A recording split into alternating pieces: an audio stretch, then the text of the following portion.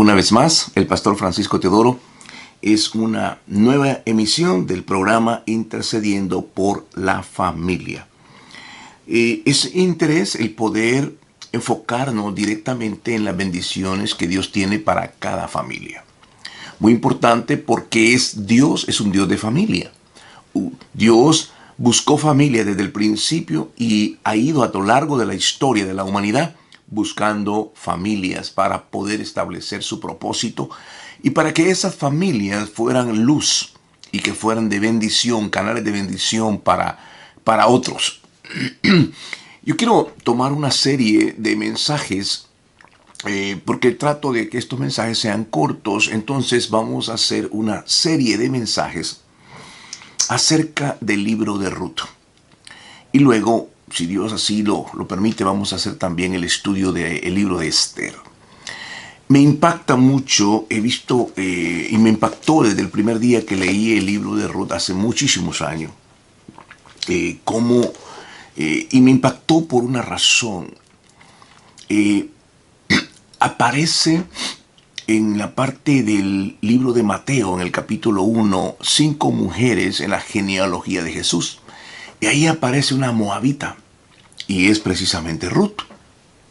Y al entrar en el contexto de todo este pasaje, nos damos cuenta cuán hermoso es la enseñanza, y es una advertencia para la familia.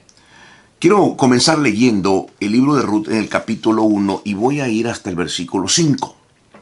Dice la escritura, tengo la Reina Valera contemporánea conmigo. En los días en que los jueces gobernaban en Israel, hubo mucha hambre en la tierra, y un hombre de Belén de Judá emigró a los campos de Moab, junto con su mujer y sus 2 hijos. Ese hombre se llamaba Elimelec, y su mujer Noemí. Sus hijos se llamaban Mahlón y Kelión, y habían nacido en Éfrata de Belén de Judá. Cuando llegaron a los campos de Moab, se quedaron a vivir ahí. Pero murió Elimelec, marido de Noemí, y ella se quedó sola con sus 2 hijos. Más tarde se casaron con unas moabitas, una de las cuales se llamaba Orfa y la otra Ruth, y se quedaron a vivir en Moab durante unos 10 años. Pero también murieron Mahlón y Kelión, y Noemí se quedó desamparada, sin marido ni hijos.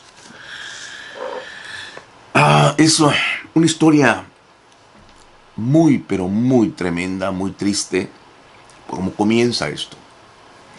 Era el tiempo en que los jueces, básicamente, era un tiempo muy difícil. Era un tiempo cuando cada quien hacía lo que quería.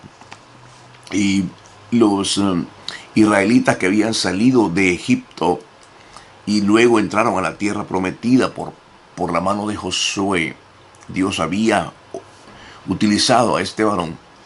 De modo que ellos, cuando muere Josué, ellos empiezan a perder el corazón con Dios. Y el libro de los jueces es una severa advertencia. Tanto así que si usted lee el libro de los jueces, se dará cuenta que es precisamente la historia que hoy estamos viviendo. Cada quien está bajo el concepto de su tolerancia, de dejar hacer a los niños como son, de que ellos desarrollen su potencial bajo esa premisa, y luego lo que están haciendo es dándole rienda suelta a sus deseos y a sus pasiones. Evidentemente esta es una de las cosas más terribles que pasaron, porque ellos empezaron a hacer algo terrible. La historia comienza que había una hambruna. Esto es muy popular en el día de hoy. Hay hambruna, mucha hambre. Y esta situación se da en un momento en el cual hay un gobierno de los jueces. Los jueces estaban en ese momento. Ruth está a continuación del libro de los jueces. Ahí podemos ver una situación. Elimelec toma una decisión. Es una decisión interesante y también terrible, porque dice aquí que en los días de los jueces gobernaban en Israel, hubo mucha hambre en la tierra. Y un hombre de Belén de Judá emigró a los campos de Moab. Aquí vemos una decisión terrible. Vamos a ir a buscar una comida. Hay hambre aquí. Sin embargo, curiosamente, Belén significa la casa del pan. Debería de haber pan ahí. Es un lugar donde ha sido asignado por Dios, pero a causa de su rebelión y su pecado, ellos están siendo disciplinados por Dios. Tienen que soportar la disciplina, arrepentirse y volver hacia el Señor. Sin embargo, este hombre toma una decisión. Y la decisión que toma es ir hacia Moab, los campos de Moab. Moab tiene una característica. Esto viene del pecado de incesto de Lot con sus hijas. De ahí aparece la tribu de Moab. Y Moab fueron enemigos todo el tiempo del pueblo de Israel, los moabitas. Así que él va donde es una tribu pagana, una tribu que no tiene ningún conocimiento de Dios. Es algo terrible.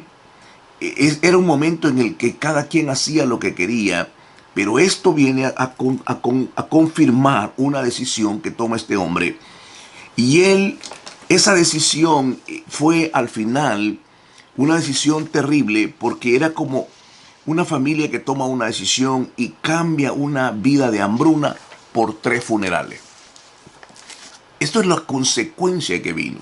Dice la Biblia aquí que este hombre toma la decisión, se va y emigra a los campos de Moab con su mujer y sus 2 hijos. Este hombre Elimelech y su mujer Noemí, y ahí dice los nombres de ellos, llegaron y ahí se quedaron a vivir. Lo interesante es que también se quedaron por 10 años.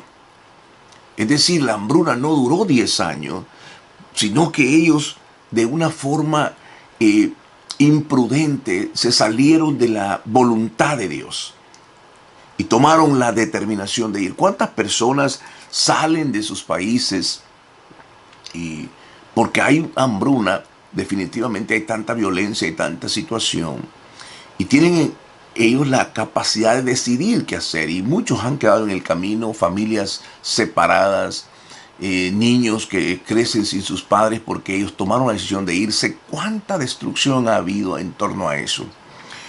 Y lo que ocurre aquí es que dice que este hombre murió y aquella mujer se quedó con sus 2 hijos.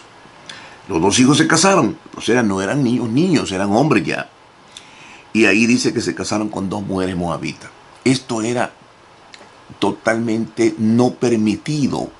No se podía permitir que un judío, un hebreo, se casara con una de una tribu, mucho menos de Moab, que eran enemigos del pueblo de Dios. Y dice que murieron. Murieron también sus hijos, y ella quedó desamparada, sin marido y sin hijos. Qué historia más conmovedora. Esta es una historia que hemos visto que se repite en aquellos que toman una decisión. Definitivamente el tiempo era difícil, pero aquí hay algo interesante. Muchos del pueblo de Dios, al igual hoy, viven en incredulidad, desobedecen y pierden las bendiciones de Dios. Vivir la vida cristiana en la familia, hay tiempos difíciles. Hay tiempos donde uno sabe que las cosas no están bien. Pero ¿qué vamos a hacer? ¿Cómo reaccionamos a esto? ¿O le damos gloria al Señor?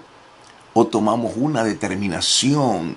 Y esta determinación estuvo a todas luces mala. ¿Por qué? Porque caminó hacia un lugar que totalmente fue equivocado. Al igual que Abraham, en el capítulo 12 de Génesis, él toma una decisión en una hambruna y se va para Egipto, y estuvo a punto de perder la promesa porque Faraón a punto estuvo de tomar a su mujer.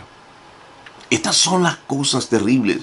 Estamos viviendo una historia que nos ha tocado vivir en esta época de la historia, donde la inmoralidad, la decadencia moral, las situaciones están llegando a unas situaciones terribles.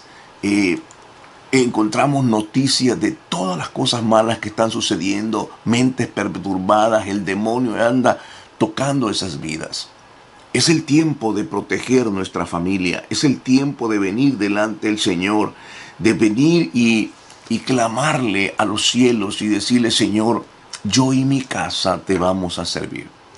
Esto no es una decisión fácil. Habrán momentos difíciles, habrán momentos de limitaciones, pero si permanecemos en la voluntad de Dios, Dios va a guardar nuestras vidas y va a cambiar nuestro lamento en bendición. No hay otra manera. Este hombre cometió un gravísimo error, el exponer a su familia a un lugar donde iba a tener consecuencias terribles. Ciertamente cambió la hambruna, pero hubo 3 funerales a cambio de eso. El precio fue muy alto. Queridos hermanos, permanezcamos en el lugar donde Dios quiere que nosotros estemos, donde honremos al Señor, donde glorifiquemos al Señor, y en ese lugar todas las cosas van a ser para bien para aquellos que aman al Señor y conforme a su propósito han sido llamados.